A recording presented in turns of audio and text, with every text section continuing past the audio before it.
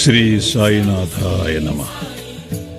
శ్రీ సాయి సచ్చరిత్రం మొదటి రోజు పారాయణము గురువారం. ఉపోద్ఘాతం. మహారాష్ట్ర దేశములోని వారందరికీ శ్రీ గురుచరిత్ర సుప్రసిద్ధం. ఆ దేశమంతటను దత్తాత్రేయ భక్తులు దీనిని చదివిదరు. కొందరు దీనిని నిత్యపారాయణము చేసెదరు.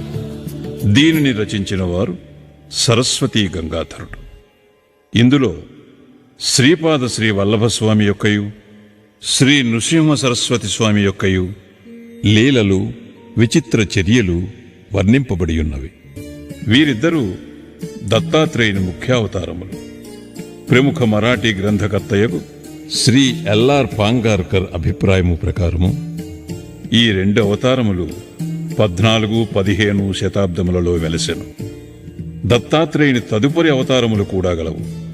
ఇందులో ముఖ్యమైనవి నైజాం ఇలాఖాలో శ్రీ మాణిక్య ప్రభువును, షోలాపూర్ జిల్లాలో శ్రీ అక్కల్ కోట్కర్ మహారాజు గారు, తుట్టతుదకు అహ్మద్నగర్ జిల్లాలోని షిరిడీలో శ్రీ సాయిబాబాయును. బాబా 1918 సంవత్సరములో మహాసమాధి చెందిరి. శ్రీ అక్కల్ కోట్కర్ మహారాజు అవతార పరంపరయే శ్రీ సాయిబాబాయని కొందరి భక్తుల నమ్మకం.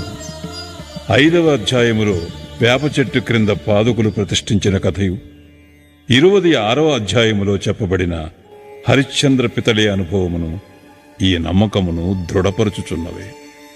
పైన వివరించిన 2 అవతారముల విచిత్ర లీలలను శ్రీ గురుచరిత్రమును గ్రంథమందు 53వ అధ్యాయములలో సరస్వతీ గంగాధరుడెట్లు వర్ణించెనో అటులనే శ్రీ గోవింద రఘునాథ్ ఉరఫ్ అన్నా సాహెబ్ దాబోల్కర్ హెమాట్ పంత్ అనువారు శ్రీ సాయి లీలలను 53వ అధ్యాయములలో శ్రీ సాయి సచ్చరిత్రమును గ్రంథమున వర్ణించియున్నారు.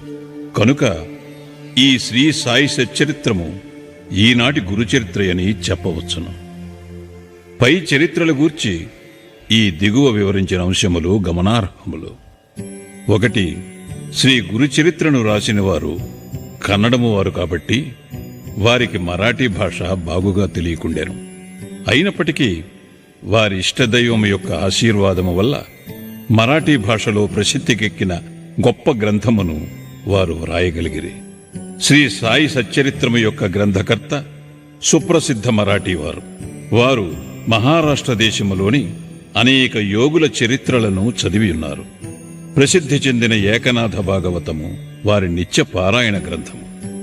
శ్రీ సాయి సచ్చరిత్రమును జాగ్రత్తగా చదివినచో ఏకనాథ భాగవతములోని పెక్కు విషయములు శ్రీ సాయి సచ్చరిత్రములో పొందపరచబడియుండుట చూడగలరు. శ్రీ గురుచరిత్ర ముఖ్యముగా కర్మకాండపై ఆధారపడి ఉండుటచే దానిని బోధపరుచుకునుట బహు కష్టము. దానిని ఆచరణలో పెట్టుట మరింత కష్టము. దత్తాత్రేయుని ముఖ్య శిష్యులు కూడా దానిని ఆచరణలో పెట్టలేకున్నారు. శ్రీ సాయి సచ్చరిత్ర విషయము అట్టిది కాదు. అందులోని విషయములు తేట తెల్లములు, మిక్కిలి సామాన్యమైనవి. ఇందులో చెప్పిన వారిని అందరూ సులభముగా గ్రహించి ఆచరణలో పెట్టగలరు. శ్రీ గురుచరిత్రలో వర్ణించిన విషయములు అవి జరిగిపోయిన 100 ఏండ్లకు వ్రాయబడెను. కాని శ్రీ సాయి సచ్చరిత్రములోని కొన్ని లీలలను రచయిత స్వయముగా చూచెను. శ్రీ సాయిబాబా యొక్క అనుమతి పొంది వారి ఆశీర్వాదముతో ఈ గ్రంథమును ప్రారంభించెను. వారి ఆజ్ఞానుసారము అక్కడక్కడ ముఖ్యమైన విషయములు, లీలలు టూకీగా వ్రాసి ఉంచుకొనెను. 1918వ సంవత్సరములో సాయిబాబా సమాధి చెందిన తరువాత శ్రీ సాయిలీల మాసపత్రికలో శ్రీ సాయి చరిత్రమును కొంచెముగా ప్రకటించెను. శ్రీ సాయి సచ్చరిత్రం ఈ విధముగా 1923 నుండి 1929 వరకు శ్రీ సాయిలీలలో ధారావాహికముగా ప్రచురింపబడి 1930లో పూర్తి గ్రంథరూపముగా ముద్రించబడినది. కనుక శ్రీ సాయి సచ్చరిత్రమును ప్రస్తుత గ్రంథము అధికారమైనది. షిరిడీలో శ్రీ సాయిబాబా సశరీరులుగా యుండగా దర్శించుకుని భాగ్యము లభించని సాయి భక్తులకు ఈ గ్రంథము నిజముగా ఒక వరము. శ్రీ సాయి సచ్చరిత్రమును అన్నాసాహెబ్ దాబోల్కర్ కూర్చెను. కాని ప్రతి అధ్యాయము చివరను శ్రీ సాయి ప్రేరణచే హెమాడ్ పంతుచే వ్రాయబడినట్లున్నది. కావున ఈ హెమాడ్ పంతు ఎవరని పాఠకులు అడగవచ్చు. అన్నాసాహెబ్ దాబోల్కర్ మొట్టమొదటిసారి శ్రీ సాయిబాబాను సందర్శించినప్పుడు వారి బిరుదును దాబోల్కర్కు కరుణించిరి. ఎప్పుడు ఏ సందర్భములో నీ బిరుదు అతనికి వసంగిరో అను విషయము 2వ అధ్యాయములో రచయితే చెప్పియున్నారు. అన్నాసాహెబ్ జీవిత చరిత్ర ఈ దిగువ క్లుప్తముగా చెప్పబడినది. గ్రంథ రచయితయగు దాబోల్కర్ 1859వ సంవత్సరములో ఠానా జిల్లాలోని కేల్వే మాహిమునందు ఒక పేద ఆద్య గ్రౌడ బ్రాహ్మణ కుటుంబములో జన్మించిరి. వారి తాతతండ్రులు దైవభక్తి గలవారు. దాబోల్కర్ తమ ప్రాథమిక విద్యను స్వగ్రామమందే పూర్తి చేసి పూనాలో 5వ స్టాండర్డ్ వరకు ఆంగ్ల విద్యను అభ్యసించిరి. కుటుంబ ఆర్థిక పరిస్థితులంత బాగుగా నుండకుండుటచే వారు పై క్లాసులు చదువుకునుట మానుకొనిరి. అప్పట్లోనున్న సర్కారు నౌకరీ పరీక్షలో ఉత్తీర్ణులై తన ఊరిలోనే బడిపంతుల ఉద్యోగంలో ప్రవేశించిరి.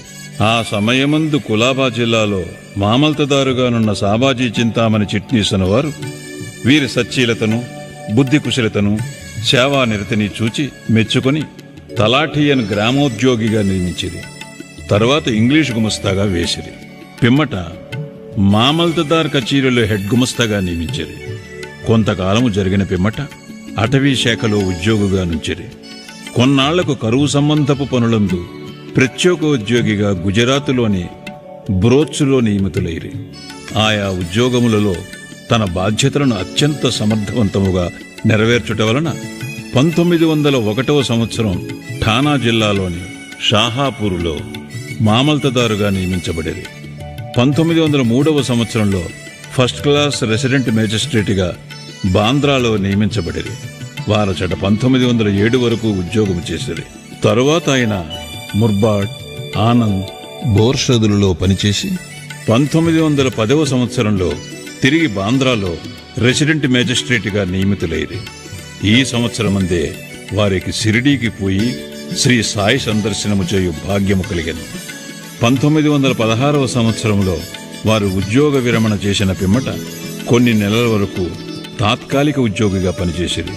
అదీను విరమించిన తరువాత సాయిబాబా మహాసమాధి చెందు వరకు శ్రీ సాయి సేవలోనే పూర్తిగా నిమగ్నులైరి. బాబా మహాసమాధి పిమ్మట షిరిడీ శ్రీ సాయిబాబా సంస్థానమును 1929వ సంవత్సరంలో తాను మరణించు వరకును ఎంతో చాకచక్యముగా నడిపారు. వారికి భార్య, ఒక కుమారుడు, 5 కుమార్తెలు ఉండిరి. బిడ్డలకు తగిన సంబంధములు దొరికినవి. అందరూ క్షేమముగానున్నారు.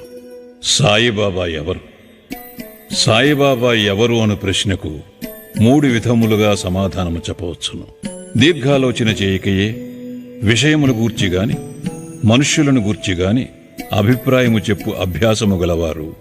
సాయిబాబా ఒక పిచ్చి ఫకీరనియు, వారు షిరిడీలో శిథిలమై పాడుపడిన మసీదులో అనేక సంవత్సరములు నివసించిరనియు ఇష్టము వచ్చినట్టుగా మాట్లాడుచు తమను దర్శింపవచ్చిన వారి నుంచి దక్షిణ రూపముగా ధనము వసూలు చేయుచుండరనియు చెప్పుదురు. ఈ అభిప్రాయము తప్పు. ఆర్య తర్కట్ గారి స్నేహితుడు ఒకసారి బాబా దర్శనానంతరము బాబా వద్ద సెలవు పుచ్చుకుని బొంబాయి తిరిగి పోవునప్పుడు కంట తడిపెట్టుకున్నాను. అతనితో బాబా ఇట్లనెను, పిచ్చివాని వలె ప్రవర్తించుచున్నావేమి? నేను బొంబాయిలో మాత్రము నీతో లేనా? దానికి తర్కట్ గారి మిత్రుడు ఇట్లు జవాబిచ్చాను, నాకా విషయము తెలియదు. ఎందుకనగా మీరు బొంబాయిలో నాతో ఉన్నట్లు నాకు అనుభవము లేదు కదా. అందులకు బాబా ఇట్లనియను, ఎవరైతే బాబా షిరిడీలో మాత్రమే ఉన్నాడని అనుకుందురు వారు బాబాను నిజముగా గ్రహింపలేదని తెలుసుకో. కొందరు సాయిబాబాను మహాసిద్ధ పురుషుడని, మహమ్మదీయులు బాబాను తమ పీరులలో ఒకనిగా భావించిరి. హిందువులు బాబాను తమ మహాత్ములలో ఒకనిగా గ్రహించిరి. ప్రతి సంవత్సరము షిరిడీలో జరుగు ఉత్సవముల నిర్వాహకులు తమ ప్రకటనలలో బాబాను సంత చూడామణిగా పేర్కొనెదరు. ఈ అభిప్రాయము కూడా సరి అయినది కాదు.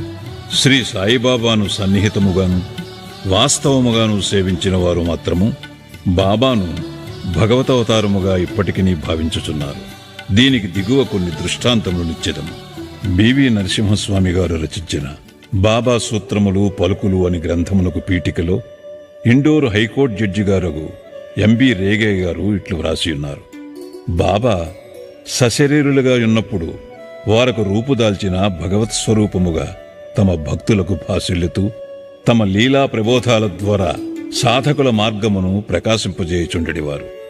వారి నశ్వరమైన దేహము మాయమైపోయినది గాని దానిలో అప్పుడుండిన బాబా మాత్రము ఇప్పటికిని అనంత శక్తి వలె నిలిచి వారు సమాధి చెందకముందు భక్తులకు తోడ్పడినట్లే ఇప్పటికినీ వారిని ఆశ్రయించు అసంఖ్యాక భక్తులకు నిశ్శబ్దముగా సహాయపడుచున్నారు. శ్రీ బివి నరసింహస్వామి గారు రచించిన భక్తుల అనుభవములు అను పుస్తకములోని మొదటి పేజీలో ఉత్తర భారతదేశంలోనున్న ఒక హైకోర్టు జడ్జి గారు ఇట్లు వ్రాసి ఉన్నారు.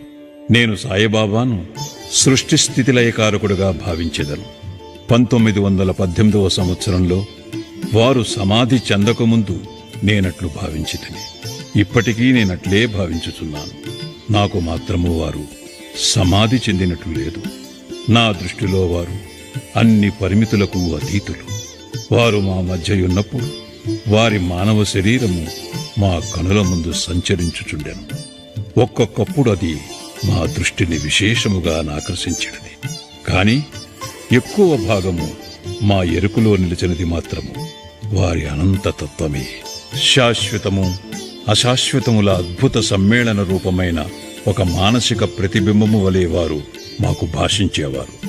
అశాశ్వతమైన తమ మానవ దేహము ఒక్కొక్కప్పుడు మా ముందర తళుక్కమని మెరిపించేవారు. ఇప్పుడు అశాశ్వతమైన ఆ దేహము మాయమై సాయిబాబాయను శాశ్వతమైన అనంతశక్తి మాత్రము నిలిచియున్నదే. బివి నరసింహస్వామి గారిచే రచింపబడిన భక్తుల అనుభవములు అను గ్రంథములో 19-20 పుటలలో ఆచార్య జీజే నార్కే ఇట్లు చెప్పి ఉన్నారు. ఇంటి వద్ద నిత్యము నేను పూజించు గృహదేవతల మధ్య సాయిబాబా నొకరినిగా నుంచితిని. సాయిబాబా భగవంతుడు. ఆయన సామాన్య సత్పురుషుడు కాడు. మా మామగారకు శ్రీమాన్ బూటీ, నా భార్య, నా తల్లి గొప్ప సాయి భక్తులు. వారు సాయిబాబాను భగవంతుని వలె పూజించువారు. నేను క్రొత్తగా షిరిడీకి పోయినప్పుడు ఒకనాడు హారతి సమయంలో సాయిబాబా మిక్కిలి కోపోదీప్తుడై ఉండెను.